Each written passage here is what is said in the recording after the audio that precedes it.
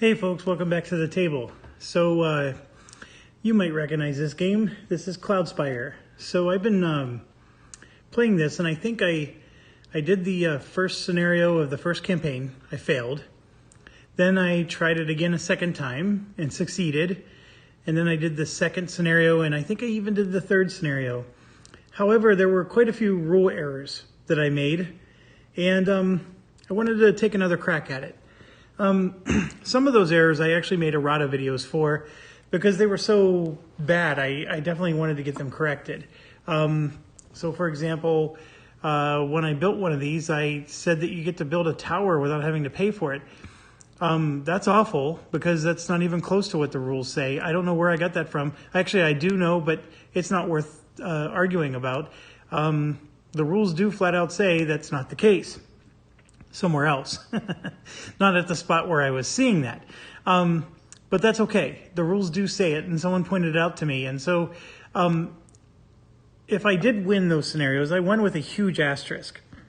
And then the next thing that happened, and this is a problem with chip theory games, because the rules are so sporadic and all over the place. I've been gone from this for maybe 3 weeks, and I forgot the rules. I mean, I literally was watching my video series. I watched my own videos to see, what the rules were to this game. And I know that's crazy because I was playing this like intensely for a while. But I actually did forget a bunch of stuff. And actually a few things are still a little bit rusty, but it'll come back to me. Okay, so what I'm going to do here is I'm going to start over. And if I do a great job and I'm happy with it, I might delete videos that already exist. The problem with it is, I know I had a lot more emphasis on teaching, whereas I don't anymore. I just want to play now. So I may leave those there, and then what I'm going to do is maybe put a comment that just says, come to this series if you want, a less error-prone playthrough. So that particular situation. And now here's another error that was made. These little, these towers. So let me show you a new feature in my video series now. And what you can see here is we have this tower. And I can zoom in on this. And so here you can see that there's 3 pips for upgrades. And this tower would have, for example, 1 attack and 1 range. Well, then what I did was I taught you guys that I could add 3 more chips to it. So I can have the 1 attack, 1 range, and then I can add 3 more. So that would be 5 total chips. That is totally wrong. That 3 pips means I could only add 1 more to this tower. So once I have 1 attack and 1 range, I can only add 1 more upgrade, and then he's maxed out. So that was a huge mistake on my part, and I think I played all 3 scenarios with that mistake. So I hope you like this feature. It's a pretty cool feature in the game. And so anyways, that's the minaret. It's all the towers, not just the minaret tower. Okay, so the next thing is I'm going to take our fortress, and the fortress is going to stay here. And so then I can show you how much health we have, and we can look at all the upgrades. And let me zoom this back out so it doesn't look so bad. And you can actually see our fortress and everything here. So I don't have it connected to the spot on the map, so we can see everything a lot closer. Also, with the player aids, you can see now the player aids can be looked at there, and we can point to things, and it might be a lot more clear. And I can even zoom in if we need to read certain spots. So a couple other things I know I got wrong before, like for example, some of our source towers, that actually give you the source drills. So those spires, for example, there's rules that are written in here. Like for example, the minion promotion explains those. But like we get the dispatch and drilling outpost. But it tells you specifically that the drilling spires cannot be constructed before the onslaught phase. So I was doing that before. And, or I'm sorry, it cannot be constructed during the onslaught phase. So the very first round of the game, I was trying to build those to get myself extra source in the early part of the game. So I was making mistakes like that in the previous playthrough, and those are things that I want to correct. These elfin Kazis. So this elfin Kazi here, he has this ability that goes with Regal Lookout. So basically, he sits in the nest of this tower, right? So this guy shows up in the nest, and he died or something, and somehow or another, I put another one back in the nest. The rules specifically say that it's at the beginning of the onslaught phase, and that is once per wave. So yeah, an elfin Kazi does show up once per wave, but not once per round. And I think somebody caught me on a mistake. I was making the game harder for me than necessary. So between this and the grabbing these and thinking that I can just make them with a free tower, I was making a lot of strategic mistakes. And so my video wasn't necessarily helpful to those of you that are trying to use it to learn how to play. So that's why I'm saying I want to start over. I want to give it another crack. And I don't want to lose all the teaching that I did, because that's actually hard to do. And it's hard to reteach something. Because that first video I did on how to set it up, nothing changes there. And it's real easy to continue with the playthrough because it's all fresh in my head. I don't have it all fresh in my head anymore, so I can't remember what I said in video 1 versus video 2.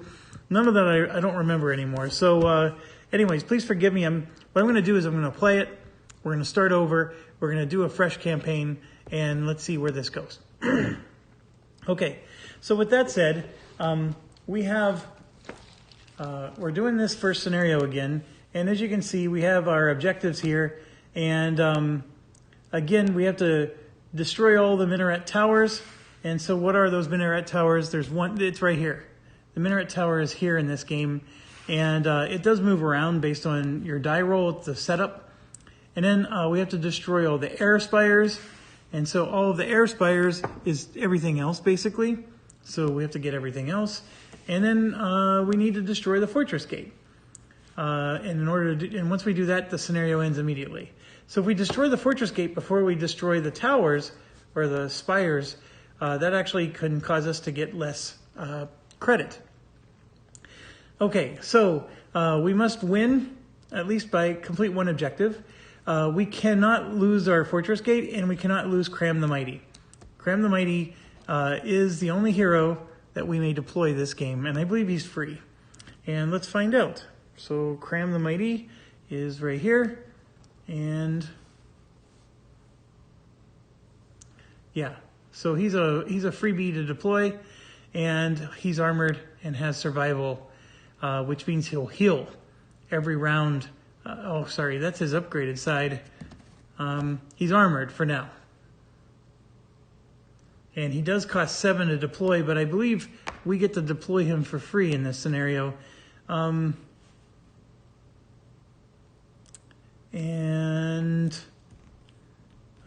there's some rules for Darb. We'll get into those later.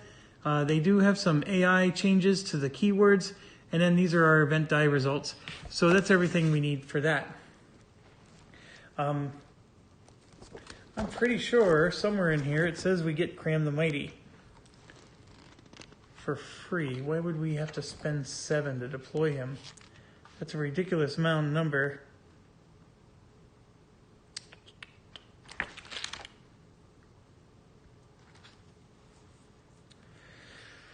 Oh, what's going on? What's going on?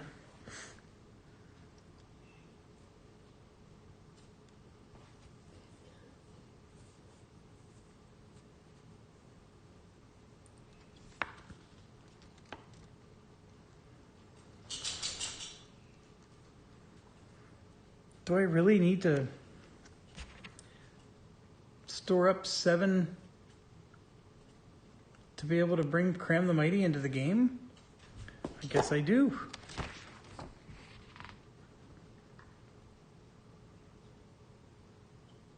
Oh no, he's in the game. It's in the setup. He starts in fact, he starts right over here. That's where he begins. And he has 2 attack. And 2 move. And 5 health.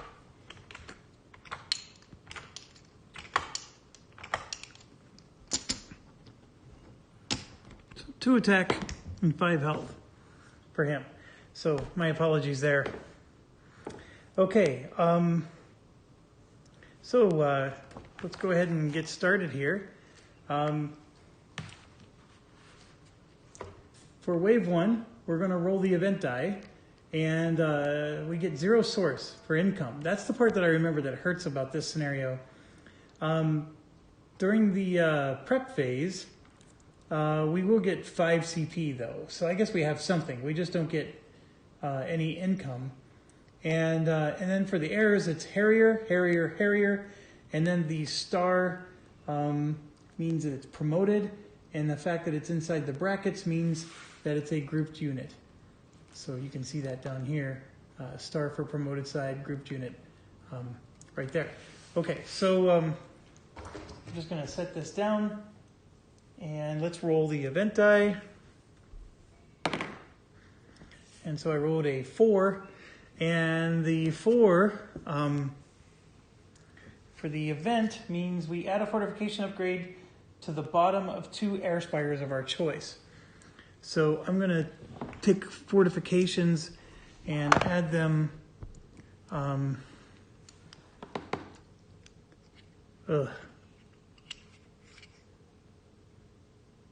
I honestly don't know which one I should. You know what? I'm going to add it to this guy over here because he's the last one. He has no range, so he's really not all that powerful. I think I have to do it 1 to 2 of them. So let me take that away. So I got to add 1 to another one. I could add it to this one because he's already super powerful. But his range is so huge. You know what? I'm going to do it. We'll just make that one even more powerful. So that stunk. Yep, that stunk a lot. Okay, so we need to get and build our... so it's a Harrier, Harrier, Harrier. So these are the Harrier units, and they each get 2 health. So Harrier, Harrier, Harrier, all upgraded side. So we're going to put all 3 of them together, and they're grouped together like so. So we only, of course, have the hit points. We only show the hit points for the top unit, because since they're grouped together, you have to kill the top guy before the middle guy goes, and then the bottom guy. So you don't do the hit points for each one of them separately, because they're acting as a group. And those, of course, are going to go right here at the start. And I believe we got everything we need to get going.